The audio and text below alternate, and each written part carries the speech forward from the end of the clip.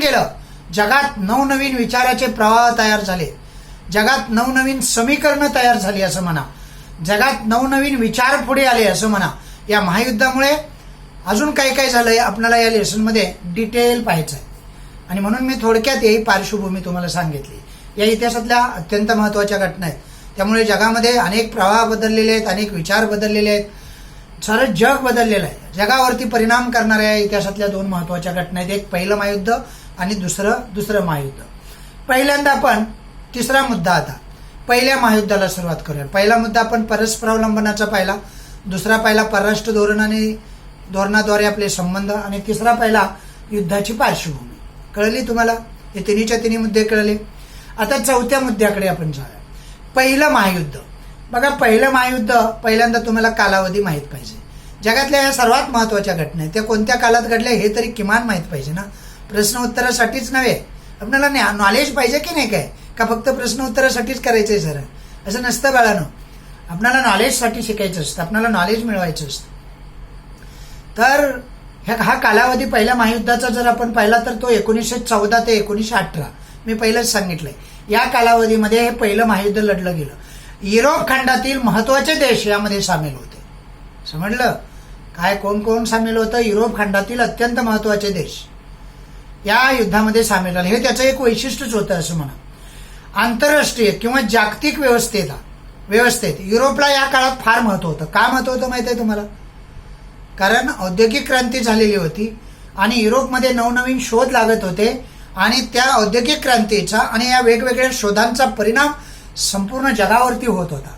हे पुढारलेले विकसित देश होते, समृद्ध झालेले देश होते, आणि म्हणून त्या काळामध्ये युरोपमधल्या या देशांना फार महत्वाचं स्थान होतं. पहिल्या महायुद्धामुळे खूप मोठ्या प्रमाणावर जीवित आणि वित्तहानी झाली.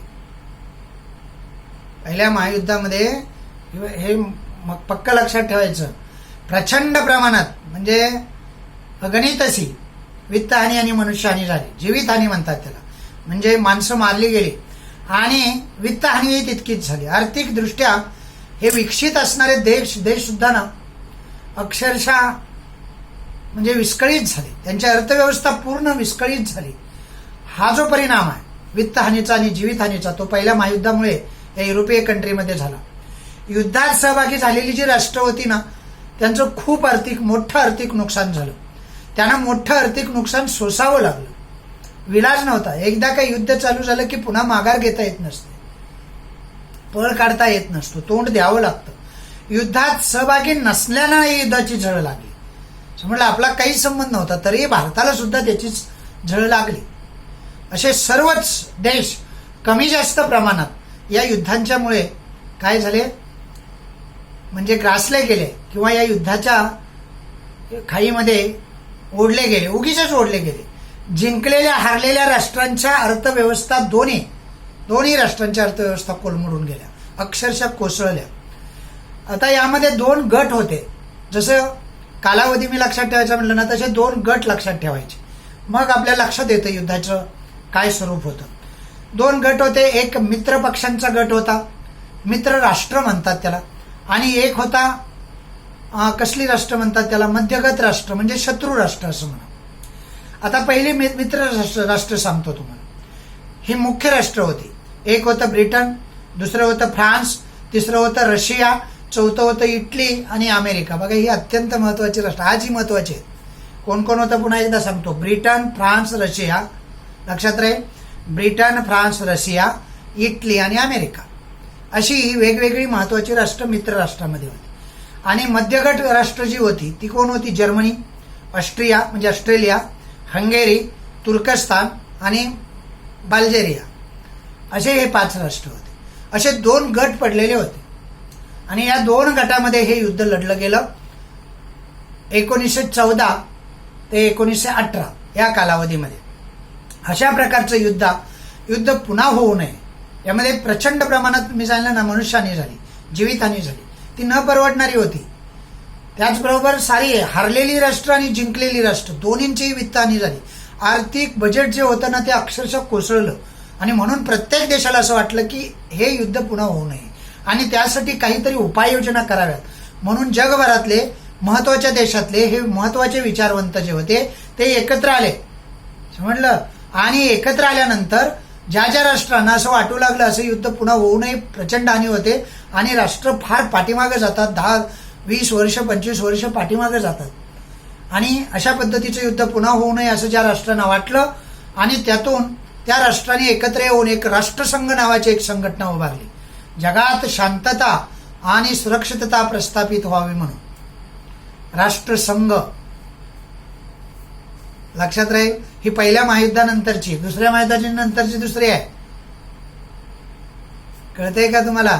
हा राष्ट्रसंघ उभा राहिला पहिल्या महायुद्धानंतर. ही एक आंतरराष्ट्रीय संघटना होती. राष्ट्रसंघ ही आंतरराष्ट्रीय संघटना स्थापन झाली आणि आंतरराष्ट्रीय समस्या सोडण्यासाठी चर्चा आणि वाटाघाटी करण्याचे एक महत्वाचे व्यासपीठ बनलं. राष्ट्रसंघ हेच व्यासपीठ. जर आंतरराष्ट्रीय काही प्रश्न निर्माण झाले तर राष्ट्रसंघच सोडवणार, अशा पद्धतीची ही आंतरराष्ट्रीय संघटना उदयाला आली, स्थापना झाली त्याची. युद्ध टाळणे ही राष्ट्रसंघाची मुख्य जबाबदारी होती. इथून पुढे म्हणजे पहिल्या महायुद्धानंतर ज्या देशांना पहिल्या महायुद्धाची झळ लागली, म्हणजे त्या पहिल्या महायुद्धामुळे प्रभावित झाले, म्हणजे हरलेले असोत, जिंकलेले असोत आणि त्यात भाग न घेतलेले असो, सर्वांच्यावरती त्याचा परिणाम झाला. या सर्व राष्ट्रांनी असं ठरवलं की आता युद्ध टाळायचं. ही मुख्य जबाबदारी राष्ट्रसंघावर देण्यात आली. अनेक राष्ट्राचे राष्ट्रप्रमुख त्या राष्ट्रसंघामध्ये होते. समजलं. त्यांनी एकत्र येऊ. पहिले महायुद्ध संपल्यानंतर युरोपमध्ये आणि युरोप बाहेर अनेक महत्वाचे बदल घडून आलेले आपल्याला दिसतात. उदाहरणार्थ एखादा बदल जर आपल्याला पाहायचा झाला तर हा बदल पाहता येईल. युरोपमध्ये पूर्वीची जी साम्राज्य होती, साम्राज्य कळतात ना, म्हणजे सत्ता, ही साम्राज्य होती ना ती पूर्ण कोलमडून गेली, पूर्ण कोसळली आणि त्यातून नवीन राष्ट्र आणि नवीन विचार प्रवाह उदयाला आले. हा सर्वात मोठा बदल होता बरं का.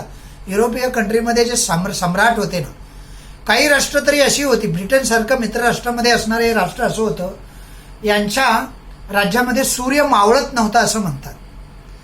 म्हणजे जगभरामध्ये यांचं राज्य होतं, साम्राज्य होतं. हे सारं साम्राज्य कोसळलं, कोलमडून गेलं आणि नवीन प्रवाह, नवीन राष्ट्र अस्तित्वात आली, नवीन विचारधारा अस्तित्वात आली. हा सर्वात मोठा बदल होता.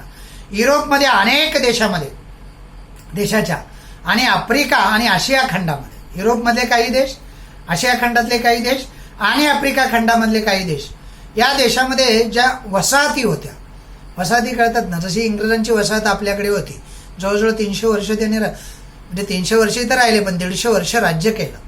समजलं. मुठभर लोकांनी राज्य केलं. या ज्या वसाहती होत्या त्या वसाहतीमध्ये स्वातंत्र्यासाठी चळवळी सुरू झाल्या.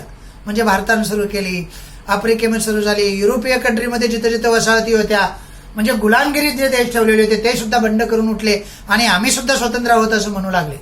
स्वातंत्र्यासाठी त्यांनी चळवळी चालू केल्या. युरोपीय राष्ट्रांच्या वर्चस्वाला या चळवळीने मोठ्या प्रमाणावरती आव्हान दिलं की आता इथून पुढे युरोपीय कंट्री म्हणजे ब्रिटन सारख्या किंवा अजून कोणताही देश असो, फ्रेंच असो, पोर्तुगाल असो, या साऱ्या देशांचं हे वर्चस्व झुगारून लावलं राष्ट्राने. हा सर्वात मोठा बदल होता बरं का. आपली चळवळ सुद्धा स्वातंत्र्याची पहिल्या महायुद्धानंतरच फार प्रभावीपणे, अगोदर नव्हती असं नाही, पण पहिल्या महायुद्धानंतर खूप प्रभावीपणे राबवण्यात आली. तुम्हाला माहिती आहे असे. समजलं. 1920ला टिळक युद्ध संपतं आणि गांधी युगाची सुरुवात होते. कळतंय ना. आणि गांधी युगामध्ये तुम्हाला माहिती आहे स्वातंत्र्याची चळवळ काय झाली ती. 1905 ते 1920 हे टिळक युग आणि तिथून पुढचं युग जे होतं ते गांधी युग म्हणून इतिहासामध्ये त्याची गणना होते. तर असे परिणाम जगावरती झाले. नवीन राष्ट्र उदयाला आली, साम्राज्यवाद संपला, वसाहतवाद्यांचं साम्राज्य झुगारून दिलं आणि अनेक देशांमध्ये, आफ्रिका खंड असो, आशिया खंड असो, युरोप खंडामध्ये जिथं जिथं वसाहती होते त्या सर्व देशांमध्ये अशा पद्धतीचं स्वातंत्र्याचं वारं वाहू लागलं आणि स्वातंत्र्याच्या या चळवळी उभ्या राहिल्या. कळतंय तुम्हाला पहिल्या महायुद्धामुळे काय झालं ते? पुन्हा सांगतो. पहिल्या महायुद्धानंतर शांतता प्रस्थापित करण्यासाठी जो राष्ट्रसंघ निर्माण झाला, पण त्या राष्ट्रसंघाला काय झालं माहिती आहे, राष्ट्रसंघाला थोडंसं युद्ध थोपवण्यात अपयश आलं. म्हणजे तो राष्ट्रामधले तंटे मिटवू शकला नाही, भांडणं मिटवू शकला नाही, वाद मिटवू शकला नाही, युद्ध थोपवण्यात त्याला यश आलं नाही. जर्मनी, इटली, स्पेन या देशांमध्ये तर हुकुमशाही राजवटी अस्तित्वात आल्या. हे देश आहेत ना ज्या देशाने, बघा राष्ट्रसंघाचं मुख्य राष्ट्रसंघाला अपयश येण्याचं मुख्य कारणच सांगतो तुम्हाला दिलं नाही पण सांगून टाकतो तुम्हाला. एक कारण होतं, ज्या देशाने तो राष्ट्रसंघ पुढारपण घेऊन म्हणजे पुढे येऊन तयार केला ना, त्यांनीच त्यांचं ऐकलं नाही. त्यामध्ये जर्मनी होता, त्यामध्ये इटली होता, त्यामध्ये स्पेन होता. यांनाच असं वाटलं आता इथून पुढे युद्ध होऊ नयेत, हेच एकत्र आले आणि यांनीच राष्ट्रसंघाचं ऐकलं नाही. यांनीच आपलं साम्राज्यवाद पुन्हा चालू केला. हुकुमशाही राजवटी यांच्या देशामध्ये. स्पेनमध्ये हुकुमशाही होती, जर्मनीमध्ये पहिल्या महायुद्धानंतर हुकुमशाही आली, इटलीमध्ये सुद्धा हुकुमशाही आली. म्हणजे याने या राष्ट्रसंघाला काही थाराच दिला नाही, त्याचं काही ऐकलंच नाही. या सर्व घडामोडीची परिणती मग दुसऱ्या महायुद्धामध्ये होते. पहिलं महायुद्ध तुम्हाला कळालं, पहिलं महायुद्ध आणि पहिल्या महायुद्धाचे परिणाम, 2-3 परिणाम जरी मोजके लक्षात ठेवले ना, म्हणजे पहिल्या महायुद्धामुळे पूर्वीची युरोप खंडामधली जी साम्राज्य होती ती कोसळली. नवीन राष्ट्र, नवीन विचारप्रवाह अस्तित्वात आले अनेक देशांमध्ये, युरोपमधील अनेक देशांमध्ये, आफ्रिकेमधील अनेक देशामध्ये आणि आशिया खंडामधील अनेक देशामध्ये स्वातंत्र्याच्या चळवळी पुन्हा एकदा जोमानं सुरुवात झाली आणि युरोपीय राष्ट्रांच्या वर्चस्वाला त्यांनी आव्हान द्यायला सुरुवात केलं. आणि पहिल्या महायुद्धानंतर शांततेसाठी आणि युद्ध होऊ नये म्हणून जो राष्ट्रसंघ आला ना, त्या राष्ट्रसंघ स्थापन झाला ना, त्या राष्ट्रसंघाला अपयश आलं. त्या राष्ट्रसंघाचं कोणी ऐकेन असं झालं आणि त्याची परिणती खऱ्या अर्थानं दुसऱ्या महायुद्धामध्ये झाली. त्यामध्ये आघाडीवर होते इटली, स्पेन, जर्मनी, ही आघाडीवरचे राष्ट्र. यांनी काही ऐकायचंच नाही असंच ठरवलं. म्हटलं हेच पुढारपण घेऊन हेच बसले, यांनीच राष्ट्रसंघ स्थापन केला आणि यांनीच बुडवला असं म्हणायला काय वाव आहे किंवा काही हरकत नाही. तर अशा पद्धतीनं पहिल्या महायुद्धाचं, ह्या राष्ट्रसंघाचं अपयश म्हणजेच दुसरं महायुद्ध असं म्हणा. आता आपल्याला दुसऱ्या महायुद्धाकडे वळायचं. 1939 ते 1900 किती सांगितलं मी, 45 हा कालावधी दुसऱ्या महायुद्धाचा. पहिल्या महायुद्धाचा सांगा बघू, विसरला? हा बरोबर आहे, 1914 ते 1918. दुसऱ्या महायुद्धाचा कालावधी 1939 ते 1945 या कालावधीमध्ये दुसरं महायुद्ध झालं. आणि पहिल्या महायुद्धापेक्षा या दुसऱ्या महायुद्धाची व्याप्ती आणि त्याचे परिणाम समजलं अधिक संहारक असं हे युद्ध होतं. पहिलं महायुद्ध काहीच नाही असं समजा, त्याच्यापेक्षा भयानक, कारण मध्ये कालावधी खूप गेला होता. 18 नंतर 39 पर्यंतचा कालावधी जो होता ना, तो दीर्घ कालावधी होता. त्या कालावधीमध्ये अनेक राष्ट्रांनी तयारी केलेली होती. अनेक राष्ट्र घाबरून होते आपल्यावर कोणी हल्ला करेल म्हणून, शस्त्रास्त्र वगैरे भयानक अशी शस्त्रास्त्र निर्माण केलेली होती. त्यामुळे दुसऱ्या महायुद्धाचं स्वरूप जे होतं ते अधिक संहारक होतं. पहिल्या महायुद्धाच्या तुलनेमध्ये ते अधिक व्यापकही होतं, व्याप्तही होतं. अनेक देशामध्ये, व्यापक म्हणजे कळतं ना, अनेक देशामध्ये लढले. व्यापकही होतं आणि संहारकही होतं. परंतु या युद्धामध्ये अधिक प्रगत तंत्रज्ञानाचा अवलंब करण्यात आला. तंत्रज्ञान जे होतं ना, मी सांगितलं ना, 18 ते 39 हा कालावधी प्रत्येक देशानं तंत्रज्ञान अतिशय अवगत, अतिशय आधुनिक असं तंत्रज्ञान वापरण्यावर भर दिला. पहिल्या महायुद्धामध्ये इतकं आधुनिक तंत्रज्ञान वापरण्यावरती भर दिला गेला नव्हता. असं हे दुसरं महायुद्ध अतिशय प्रागतिक असं. युद्धामध्ये असणारे, सहभागी असणारे जे देश होते ना, हे जे देश आहेत ते देश या युद्धामुळं अक्षरशः कोसळून गेले, कोलमडून गेले. पुढे प्रगती होणार की नाही, या देशांचं काय होणार, अशा पद्धतीचे अनेक प्रश्न जगाच्या समोर आव असून उभे राहिले. समजते ना, या युद्धाला पहिल्या महायुद्धासारखं समजून चालत नाही.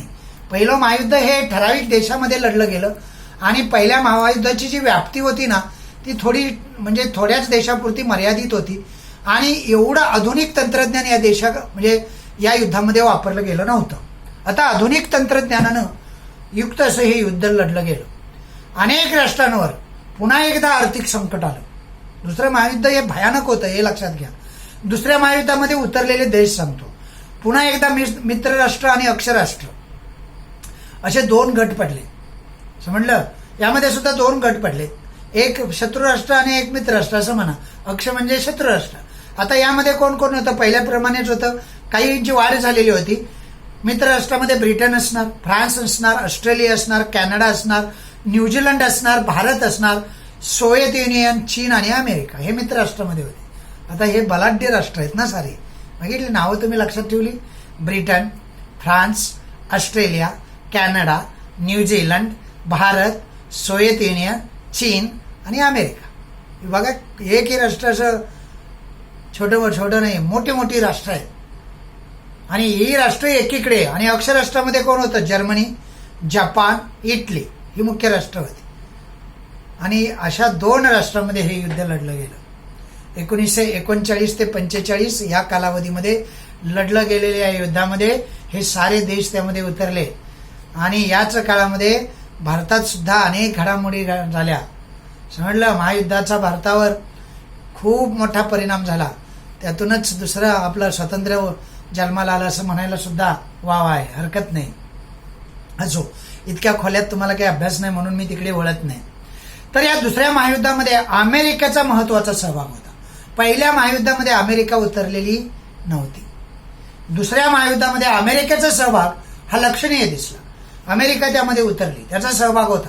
अमेरिकेने अणुबॉम्बची निर्मिती केली एवढ्या कालावधीमध्ये, सर्वात महत्वाची घटना आहे बघा. आणि युद्ध संपवण्यासाठी जपानमध्ये ह्या अणुबॉम्बचा वापर केला. 6 ऑगस्ट आणि 9 ऑगस्ट असे 2 तारखा होत, 2 दिवस होते म्हणा. हे 2 दिवस जपानमध्ये काळे दिवस म्हणून साजरे केले जातात. जपानचं प्रचंड संहार करण्यात आला. 6 ऑगस्ट 1945 आणि 9 ऑगस्ट 1945 असे हे 2 दिवस जे आहेत ना, त्या 2 दिवशी म्हणजे 6 ऑगस्ट 1945 आणि 9 ऑगस्ट 1945 अमेरिकेने जपानवरती, जपानची 2 शहरं हिरोशिमा आणि नागासाकी, म्हणजे 6 ऑगस्टला हिरोशिमा आणि 9 ऑगस्टला नागासाकी. 9 आणि नागासाकी आणि 9 नाही बघा, असं लक्षात ठेवायचं. समजतंय तुम्हाला? मग राहिलेलं 6 ऑगस्ट कुठली तारीख असणार? हिरोशिमा. 6 ऑगस्टला हिरोशिमा आणि 9 ऑगस्टला नागासाकी असे 2 अणुबॉम्ब 2 शहरावरती टाकले. आता हे अणुबॉम्ब काय भयानक असतात त्याच्या अगोदर जगाला त्याची प्रचिती नव्हती किंवा त्याची ओळखही नव्हती. असे अणुबॉम्ब अमेरिकेनं जपानवरती टाकला आणि जर्मनीच्या, युरोपमध्ये जर्मनीच्या पराभवानंतर, आशियामध्ये जपानच्या पराभवानंतर दुसरं महायुद्ध संपलं. युरोपमध्ये जर्मनीचा पराभव झाला, जपान आशिया खंडात येतं, आशिया खंडामध्ये जपानचा पराभव झाला आणि या युद्ध संपलं. पण परिणाम इतके भयानक होते. ज्या अनेक घडामोडी झाल्या या दरम्यान, या काळामध्ये, त्यातील एक महत्वाची घटना म्हणजे शीतयुद्धाची निर्मिती. आता प्रत्यक्ष अणुबॉम्बचा वापर केल्यानंतर काय संहार होतो, मनुष्यहानी काय होते, वित्तहानी काय होते आणि जगावरती कशा पद्धतीची संकट येतात याचं प्रात्यक्षिकच म्हणा दुसऱ्या महायुद्धामध्ये संपूर्ण जगानं पाहिलं. अक्षरशः दोन्ही शरीर जळून राख झाली त्याची. मनुष्य नावाचा प्राणी तिथं शिल्लक राहिला नाही. लाखो लोक लुळे पांगळे झाले, लाखो लोक मारले गेले. जिथं बॉम्ब टाकले तिथं गवत सुद्धा उगत नाही, इतकं प्रचंड संहार त्या अणुबॉम्बनं केला. समजलं, काही अस्तित्वात राहिलं नाही. आणि त्यामुळं या युद्धाचा दीर्घ असा परिणाम, खोल असा परिणाम या जगाच्या इतिहासाच्या घडामोडीमध्ये आपल्याला दिसतो. 45 नंतर 1991, 45 ते 1991 हा जो प्रदीर्घ काळ शीतयुद्धानं पाहिला तो या युद्धामुळेच, दुसऱ्या महायुद्धामुळेच. दुसऱ्या महायुद्धामध्ये ज्या ज्या देशांनी दुसरं महायुद्ध पाहिलं, जगाने पाहिलं साऱ्या, त्यांच्या लक्षात आलं की असं युद्ध जर पुन्हा लढलं गेलं तर या सृष्टीवरती मनुष्य प्राणी अस्तित्वात राहणार नाही.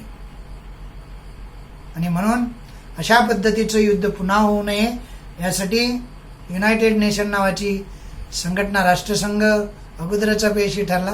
नंतर आता युनायटेड नेशन्स ही संघटना स्थापन झाली आणि जगात शांतता आणि सुरक्षितता राखावी यासाठी कार्य करू लागली. ती आजही आहे, तुम्हाला माहिती असेल. असो, तिचा काही आपल्याला अभ्यास नाही, पुढे आहे तो आपण करणारच आहोत, इतिहासामध्ये आहे आपल्याला. आता आपल्याला शीतयुद्ध पाहायचं आहे, म्हणजे 1945 ते 1991 हा कालावधी. या कालावधीमध्ये शीतयुद्ध लढलं गेलं. आता शीतयुद्ध म्हणजे काय माहित आहे? दुसऱ्या महायुद्धात मित्र असणारे जे पक्ष होते ते सारे बलाढ्य होते बघा. कोण कोण होतं पुन्हा एकदा सांगू? ब्रिटन होतं, फ्रान्स होतं, ऑस्ट्रेलिया होतं, कॅनडा होतं, न्यूझीलंड होतं, भारत होतं, सोव्हिएत युनियन होतं, चीन होतं आणि अमेरिका होतं. समजलं? हे पाठच असलं पाहिजे बरं का. एखाद दुसरा इकडे तिकडे राहिला तरी चालतो, पण हे पाठ पाहिजे, सारी राष्ट्र पाठ पाहिजे. तर हे जे आघाडीचे म्हणजे पहिल्या महायुद्धामध्ये दुसऱ्या महायुद्धामध्ये मित्र असणारे अमेरिका, सोव्हिएत युनियन युद्ध संपताच परस्पराचे स्पर्धक बनले. आता ही स्पर्धा कशाची होती माहिती आहे? युद्धानंतर जगामध्ये जे काही अशा गोष्टी तयार झाल्या, जगाला ज्या ज्या गोष्टीची गरज होती ना, ती गरज भागवण्याच्या या स्पर्धा होत्या. दोन्ही देश बलाढ्य होते, दोन्ही देश विकसित देश होते, दोन्ही देशाची ताकद म्हणजे आर्थिक आणि लष्करी ताकद अगाध होती.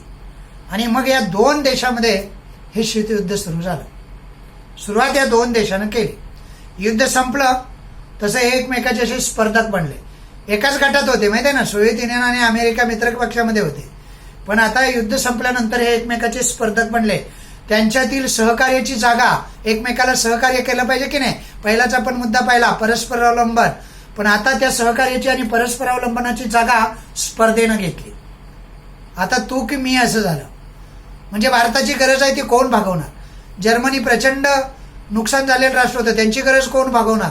सोव्हिएत युनियन भागवणार की अमेरिका? असं स्पर्धा चालू झाली आता. आणि ही जी स्पर्धा होती, सहकार्याची जागा आता स्पर्धेनं घेतली. या स्पर्धेनं जागतिक राजकारणाला 40-45 वर्षाचा कालखंड व्यापलेला आपल्याला दिसतो.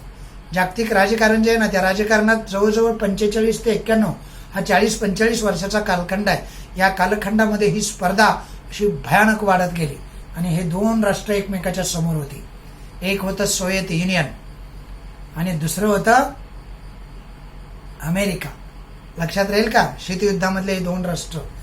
युद्धाचा भडका कधीही उडू शकतो असं प्रत्येकाला वाटायचं. दुसऱ्या महायुद्धानंतर प्रत्येक देश घाबरून होता. प्रत्येक देशाला असं वाटायचं की आता कधी युद्ध होईल काही सांगता येत नाही. आणि हे दोन देश तर एकमेकाच्या समोरच होते, सोव्हिएत युनियन आणि अमेरिका. मागे हटायला तयार नव्हतं. युद्धाचा भडका कधीही उडू शकेल असा तणाव त्यांच्यामध्ये निर्माण झालेला होता.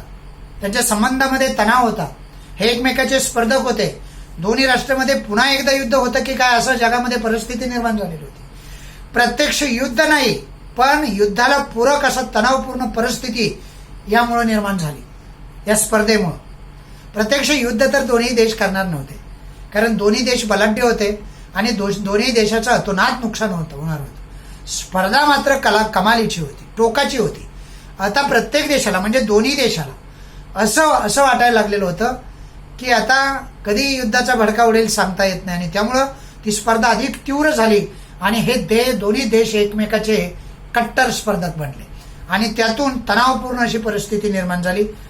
या तणाव